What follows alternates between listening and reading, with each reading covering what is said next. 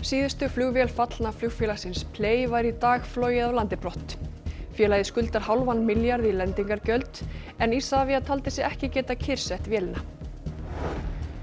Það gæti ráðist á morgun hvort vopnahlé á Gaza og lausn allra ísraelska gísla nái fram að ganga þegar óbeinar viðræður Ísraels og Hamas samtakanna hefjast í Egyptalandi. Mannskaðaveður gekk yfir Evrópu helgina. Ofsaveðrið Amy olli miklu tjóni. Í Noregi voru tugir þúsunda án rafmagns. Sveitarstjórar smæstu sveitarfélaga landsins taka margir hverjir illa í að innviðaráðherra hyggist knýja fram sameiningar og furða sig á tímapressunni. Almenningur er misánægður með áformin. Fólk á öllum aldri mætti á Þingvelli í gær í árlega urriðagöngu við Öxará. Líffræðingur sem stundar rannsóknir í ánni segist hafa fangað sama fiskinn í 7 ár í röð.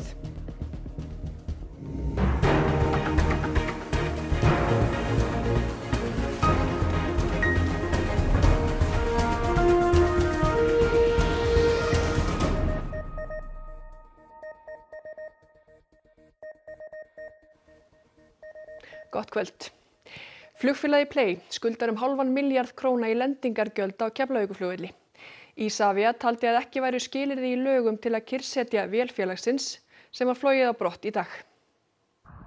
Þarna má sjá þegar síðustu flugvél Play var flogið frá Keflavíkurflugvelli í dag þaðan sem hún fór til Óslóar í Noregi.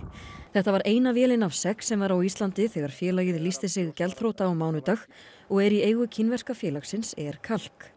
Óvissa ríkti hvort og þá hvenær nýr eigandi gæti sótt vélina, ekki síst í ljósi þess að Play skuldar Isavia lendingargjöld fyrir ágúst og september og hvort Isavia færi af þeim sökum fram á að vélin yrði kyrrsett.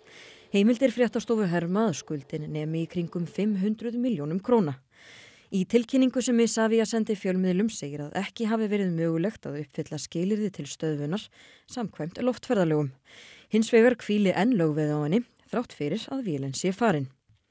Í kjölfar gjaldþrots Play herti innviðaráðherra reglugerð afskráningu loftfara sem kveður á að ef taka eigi loftfar af skrá þurfi skuldir meðal annars vegna lendingargjalda að hafa verið gerðar upp. Ekki hafa fengist upplýsingar hvort búið sé að afskrá vélar Play hér á landi. Isavia kyrrsetti vélar WOW þegar flugfélagið fór í gjaldþrot árið 2019 en þá námu skuldir vegna lendingargjalda 2 milljörðum króna. Dómsmál vegna þess fór alla leið í Hæstarétt og niðurstaðan var sú að kyrrsetningin hefði verið ólögleg og flugvélaleigan ekki ábyrg fyrir skuldum WOW. Á morgun hefjast í Egyptalandi viðræður vopnahlé á Gaza. Forsætisráðherra Ísraels tilkynnti síðdegis að sendinefnd hans færi þangað á morgun. Viðræðurnar fara fram í strandborginni Sharm el-Sheikh þar sem sendinefndir Hamas og Ísrael ræðast við í gegnum milliliði. Grunnurinn að viðræðunum er friðaráætlun Donalds Trump Bandaríkjaforseta. Ef vel gengur er eitt fyrsta skrefið lausn allra gísla sem Hamas samtökin tóku fyrir rétt tæpum 2 árum. החלום הכי גדול שלי, לחבק את מתן בחזרה, יכול להתממש וזה תלוי אך ורק בנתניהו. You've seen the photos, President Trump. The entire nation is behind you. We all want what you've offered us. Bringing back all the hostages, ending this war, and creating a better future for our children and for our neighbors' children. The entire region deserves better. Ólöf, það einhverjar viðræður í gangi og þær hefjast á formlega á morgun. Eru líkur á að þetta gangi allt saman upp? Já, það er alveg líkur á því, en hvort að þetta leiði til sögulegs friðar í Miðausturlöndum, eins og Bandaríkjaforseti hefur talað það verður að teljast ólíklegt. Það er ýmislegt sem að getur gerst. Við gæti til dæmis alveg gengið vel þetta fyrsta skref að þessar viðræður fangaskipti og Ísrael segir bakki aðeins á Gaza. En svo eru önnur atriði hérna sem eru flóknari og tæknilegri og við gætum þess vegna eftir það alveg séð fram á það að þetta fari bara allt í sama farið. Einmitt. Þetta er svona að þokast í einhverja átt en árásir Ísraels halda ótrúður áfram á Gaza, er það ekki? Jú, í dag hafa minnst 19 verið drepin og svo dó líka ein manneskja úr hungri. Einmitt. En hvaða atriði er það helst sem að svona geta staðið í vegi fyrir því að samningar náist?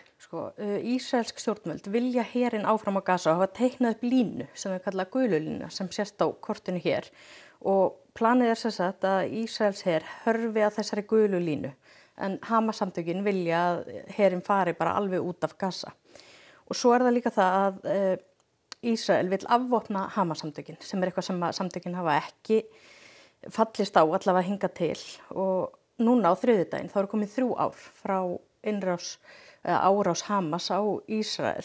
Mjög dapurlegt. Já, 2 ár fyrir dapurlegt tímamót en vonandi verður eitthvað í þessari viku til þess að gleðjast yfir. Einmitt, fylgjumst grannt með því. Takk hérlega fyrir þetta, Ólöf. Og þá öðru. 2 létust í Frakklandi og 1 á Írlandi af völdum ofsaveðursins Amy sem gekk yfir hluta Evrópu helgina. Amy olli miklu tjóni. Í Noregi voru tugir þúsunda heimila án rafmagns tíma. Taket. Det som en gang var taket, ja.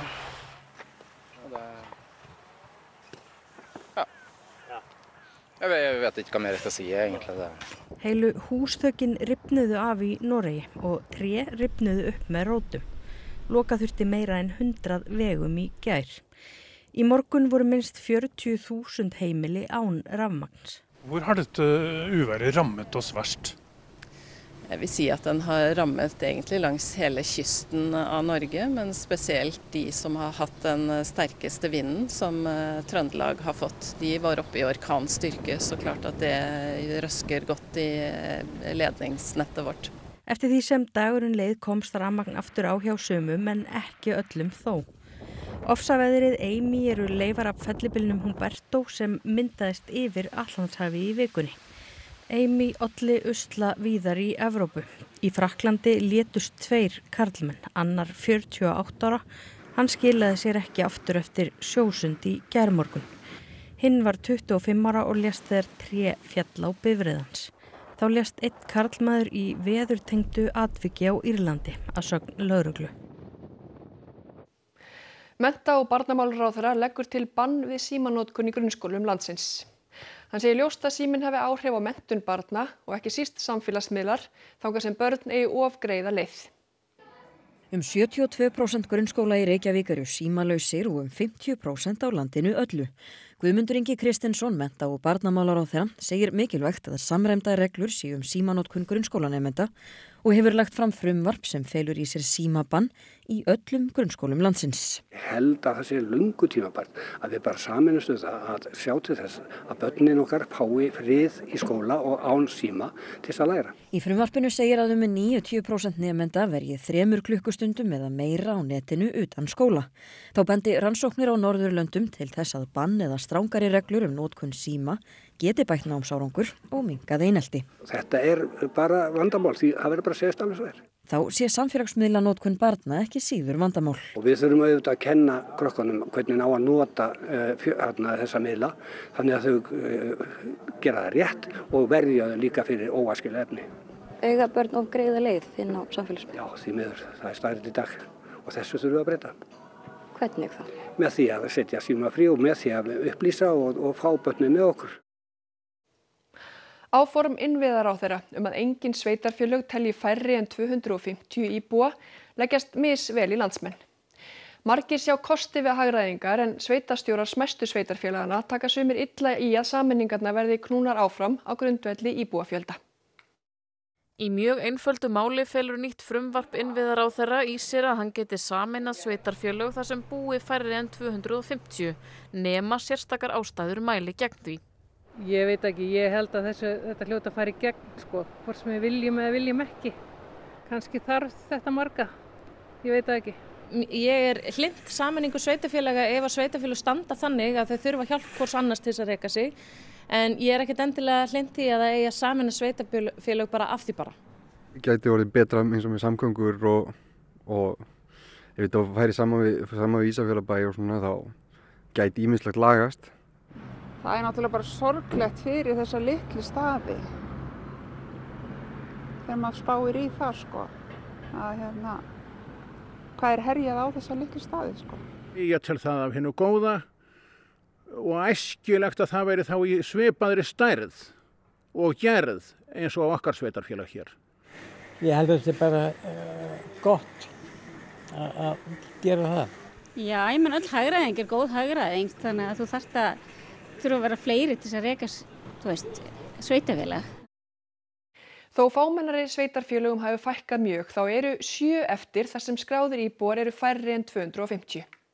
Það eru Skorradalur, Eyja- og Miklaholtshreppur, Árneshreppur, Kaldrananeshreppur, Súðavík, Tjörneshreppur og Fljótsdalur.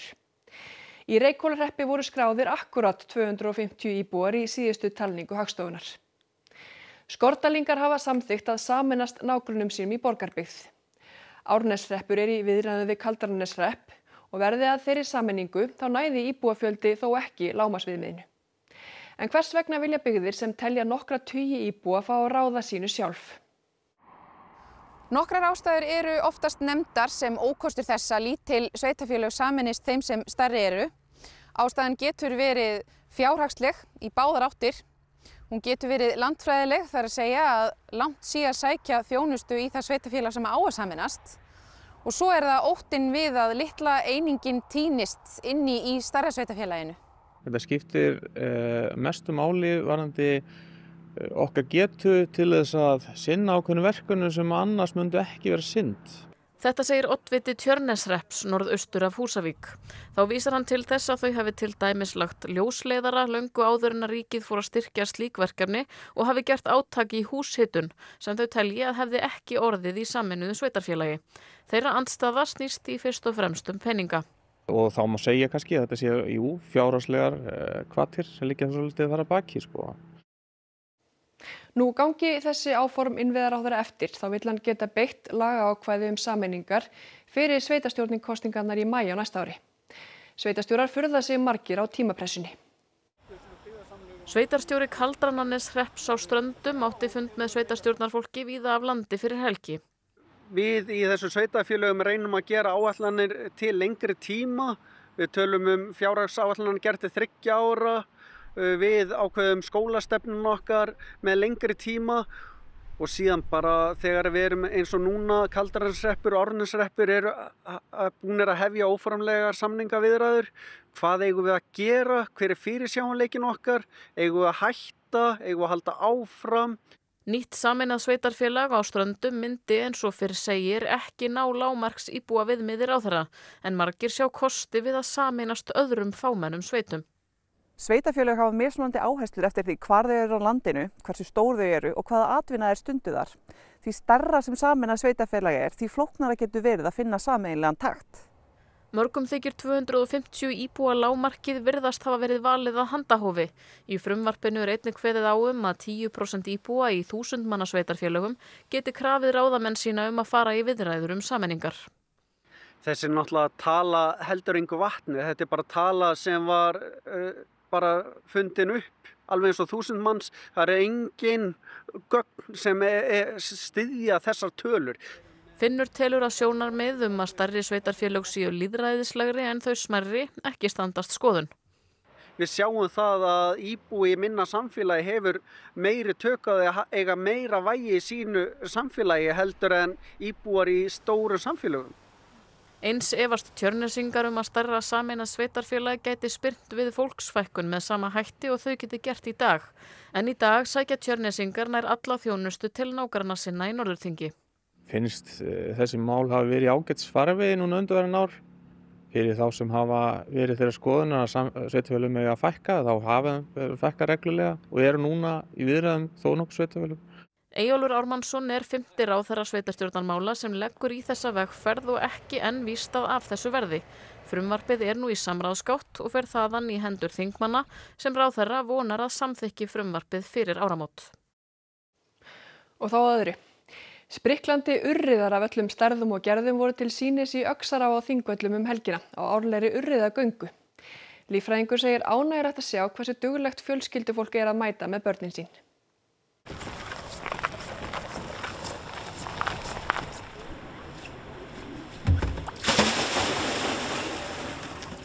Ég er hræddur ég þori ekki að setja meira, þeir eiga til að fara upp úr þessu.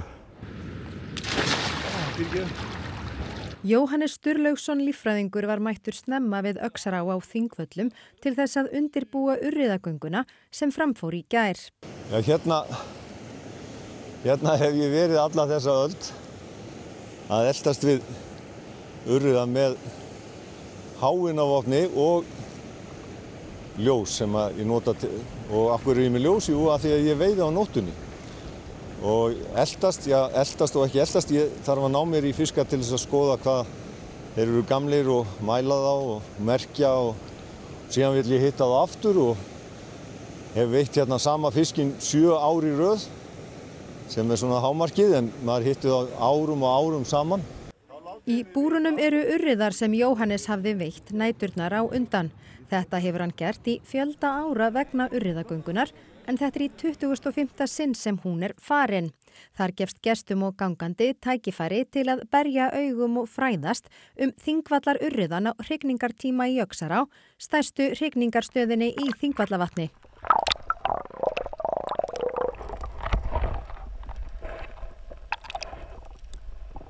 Og núna tökum við eitt hérna sem ekki er það stærsta. Þetta sýnir aðeins betur hvað ég á við hérna með slagsmálin.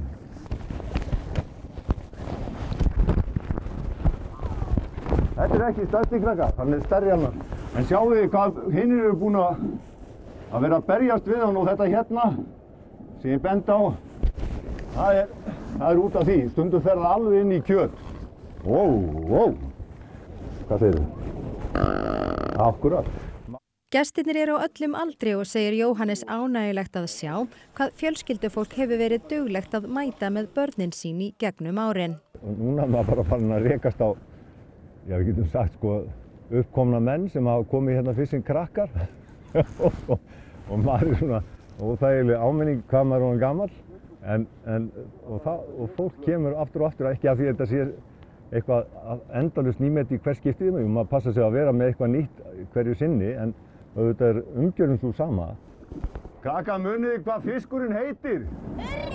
Má ég heyra hærra? Urriði! Það heyrist bara ekki nokkuð skapaða hlutur! Urriði! Flott!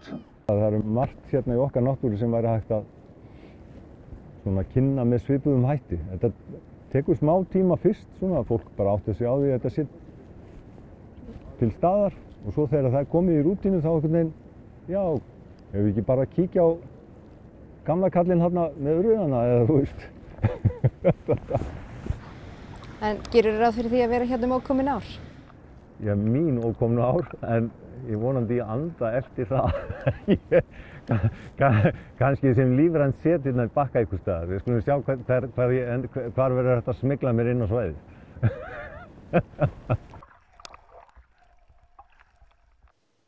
Og þá að veðri. Á morgun verður dálítil lægð á sveimi fyrir vestanlandið. Vindur kemur úr suðvestri og verður hann fremur hægur. Víða má búast við skúrum eða slydduéljum og kólnar lítillega en austanlands verður þurrt og þar gæti hiti náð 10 stigum. Nánar veðrið að loknum íþróttafréttum. Það var boðið upp á heilmikla dramatík og flautumark þegar 16 liða úrslitin í bikarkeppni karla í handbolta fór af stað. Bjarni þjálfarinn sem er bara að fara inn og bara negla markið og skora. KA tryggði sæti sitt í bestu deildina á næstu leiktíð með jafntefli gegn Vestra í dag og Íslandsmeistaratitillinn gæti farið í Fossvoginn í kvöld. Valskonur komu sér áfram í næstu umferð Evrópudeildarinnar í handbolta og Íslandsmeistarar í ralli voru krýndir. Enski boltinn, HM í lyftingum og fleira til í íþróttum hér rétt á eftir. Þá skulum við fara yfir það sem var helst í þessum fréttatíma. Síðustu flugvél fallna flugfélagsins Play var í dag flogið af landi brott. Félagið skuldar hálfan milljarð í lendingargjöld en Isavia taldi sig ekki geta kyrrsett vélina. Það gæti ráðist á morgun hvort vopnahlé á Gaza og lausn allra ísraelska gísla nái fram að ganga þegar óbeinar viðræður Ísraels og Hamas samtakana hefjast í Egyptalandi. Mannskaða veður gekk yfir Evrópu helgina. Ofsaveðrið Amy olli miklu tjóni. Í Noregi voru tugir þúsunda án rafmagns. Sveitarstjórar smæstu sveitarfélaga landsins taka margir hverjir illa í að innviðaráðherra hyggist knýja fram sameiningar og furða sig á tímapressunni. Almenningur er misánægður með áformin. Fólk á öllum aldri mætti á Þingvelli í árlega urriðagöngu við Öxará. Líffræðingur sem stundar rannsóknir í ánni segist að fanga sama fiskinn 7 ár í röð. Það var þetta upptalið hjá okkur þetta sunnudagskvöldið. Við kveðjum ykkur í kvöld með myndum sem Kristófer Óli Birkisson tók af haustlitunum á Akureyri á dögunum. Takk fyrir samfylgdina og öllum okkar miðlum helgina. Verið sæl og njótið kvöldsins.